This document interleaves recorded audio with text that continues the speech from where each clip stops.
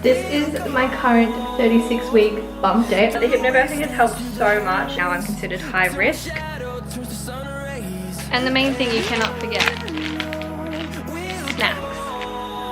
I'm starting to do things to bring on labour over the next couple weeks.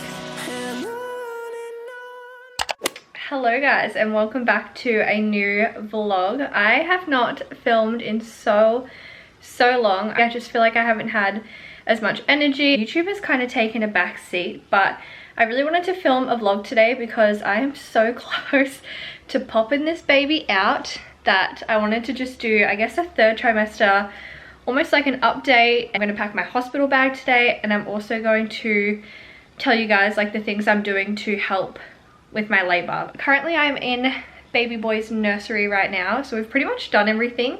I am going to film a full nursery tour. If you are interested, please let me know in the comments below. But yeah, we definitely did it on a budget. I would say most things were like from Kmart or Ikea or Facebook Marketplace, so I feel like we've done a pretty good job considering the budget we spent.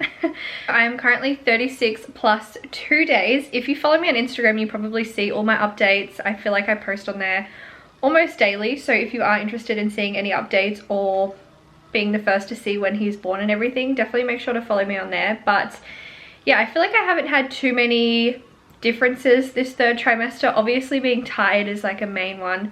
Again, same with the first trimester, and then just like aches and pains. The belly is really uncomfortable, sleeping is uncomfortable, needing to get up to pee 50,000 times a night. But all in all, I feel like I've been very lucky that everything has been pretty smooth sailing so far, which I am so grateful for. I would say the only two things that have really popped up that have been negative in the past trimester is at our 34-week scan, we got told that he could potentially have heart problems.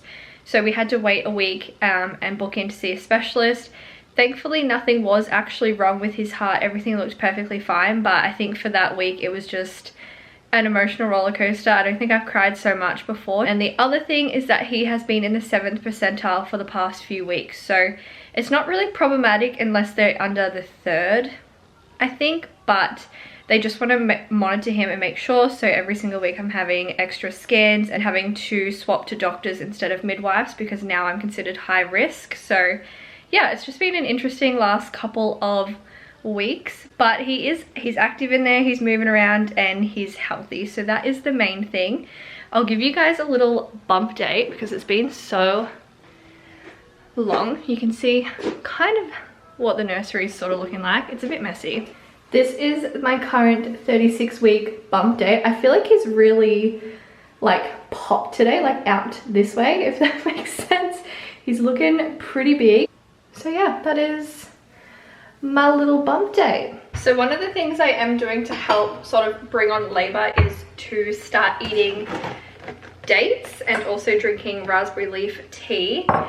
I have been eating them with like peanut butter in the middle and then drizzled chocolate on top, which has been amazing, but I'm kind of over it after eating 3 a day for a week. So I'm about to make some protein balls with them instead because I felt like I probably won't get over them as easily.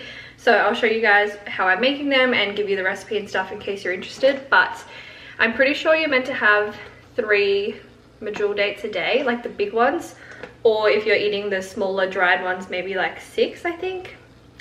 I don't know. I don't even know if it works, but I like dates, so I feel like there's no harm in trying it. I don't think it like brings on labor. I think it's just meant to like ripen your cervix to get it all ready and just make it a little bit easier. I'm just gonna pop these in a bowl with some boiling water just to like soften them a little bit. But the other thing I wanted to talk about was hypnobirthing. So we started a hypnobirthing course probably about a month ago, and we've just been doing it like at our own pace, watching videos online. I honestly could not recommend it enough. I'll link the one that we used down below. It was super affordable. Not sponsored obviously, but it was just amazing. I'm someone who has always been absolutely petrified of giving birth. I don't know why, it's just like one of the biggest fears I've ever had, both pregnancy and giving birth. I think it's just the unknown, the anxiety, you know, how painful is it gonna be, just like the fact that everyone's up in your grill, hospitals, all of that. I'm not a fan. But the hypnobirthing has helped so much, and now I'm just feeling a lot more, I guess, like positive and happy going into it, and almost excited. I'm just like excited to meet baby boy. And although I'm still nervous for the unknown, I have so much more knowledge around it now, and like my options and what I can say yes and no to and that sort of thing. So highly recommend hypnobirthing if that is of interest of you. Some people think it's like woo-woo. I honestly think it's just like a normal birth course, but just set in a more positive light, and you learn about breathing techniques. That's literally the main difference. So I do need to practice my breathing though, because I'm so out of breath lately. The other thing I wanted to talk about was the gym. Again, if you follow me on Instagram, you probably have been seeing a lot of my pregnancy workouts. I will say they're starting to get less and less now as I get further along, because I'm so fatigued every single day. I'm definitely still trying to go 3 to 4 times a week and go for my walks, but it's definitely not the type of training I used to do. Like my walks are like a waddle and my gym sessions are like half an hour, and they're just very chill. But I just want to keep active. I want to keep moving, mostly for my mental health as opposed to physical, but obviously it's good for that as well. But yeah, nothing too extreme. I just want to keep my body active and moving. So yeah, I'm gonna make these protein balls now, and I'll let you know how they go.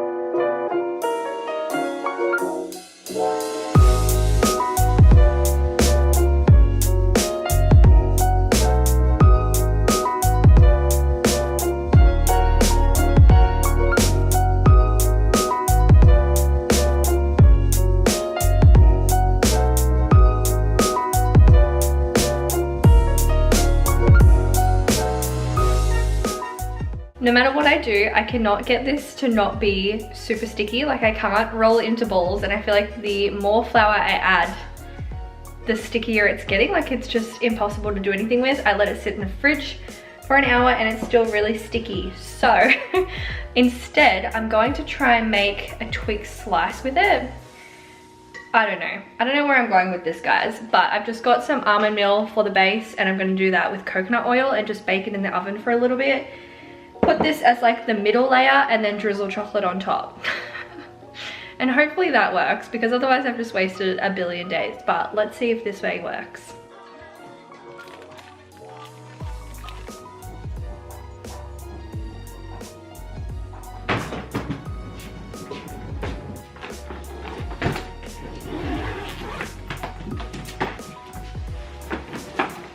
As you can see, I have my trusty suitcase here. I feel like it looks huge and like I'm overpacking, but I'm gonna pack baby stuff in one side and my stuff and Annie's stuff in another. So I feel like it'll just be easier to have to take one suitcase and not take a million different bags, if that makes sense. So I'm gonna just start getting everything in order. I think I have most stuff. I just need to like find where I put it in the house. And I'll show you guys bits and bobs, but I also wanted to do a separate what's in my hospital bag as well. Let's start packing.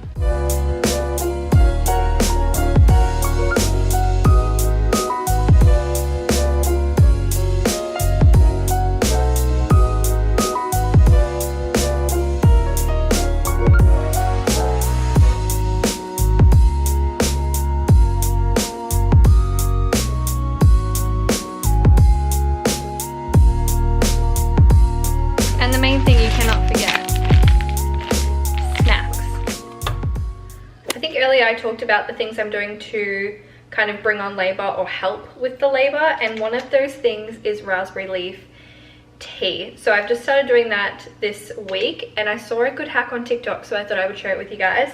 But instead of just drinking the tea hot like most people probably do, steep a little bit in a glass just with a little bit of hot water, and then you top it up with lemonade. I just get the sugar-free lemonade, but you can obviously get whichever one you like, and it tastes so good.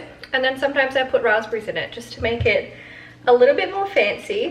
I think you can have maybe 2 or 3 bags of tea a day. I'm actually not too sure, but I did buy the capsules as well, just because, I don't know, the idea of having 3 bags of tea a day just seems a bit excessive. Like, you can't tell me that doesn't look like a fun bougie cocktail. Alright, it is now 6 o'clock and I have pretty much finished packing majority of the hospital bag that I can pack now. I have a list of like all the things I'm gonna need on the actual day, like underwear and makeup and toiletries and all that sort of stuff, but for the most part we are pretty much packed. So like I said, if you guys wanted to see a dedicated what's in my hospital bag, drop a comment below and I will try and film that for you in the next week probably, because you never know. But I think that is all of the third trimester updates I have to share at the moment anyway. As I said at the start of the video, I'm starting to do things to bring on labour over the next couple weeks. I'm going to try expressing colostrum, I think next week I'm allowed. And I'm also going to start perineal massage and bouncing my ball every night. Just random things like that that I've heard can help bring things along. I don't know if anything works or not, but I almost feel like it's part of the excitement, like just doing little things here and there every day to bring you one step closer to meeting baby. I don't know. Come here, Daisy. Little attention seeker. You're so cute. If you guys are new to my channel, please don't forget to hit subscribe down below. Give the video a thumbs up if you want to see more content like this, and I will hopefully see you guys in my next video. Bye.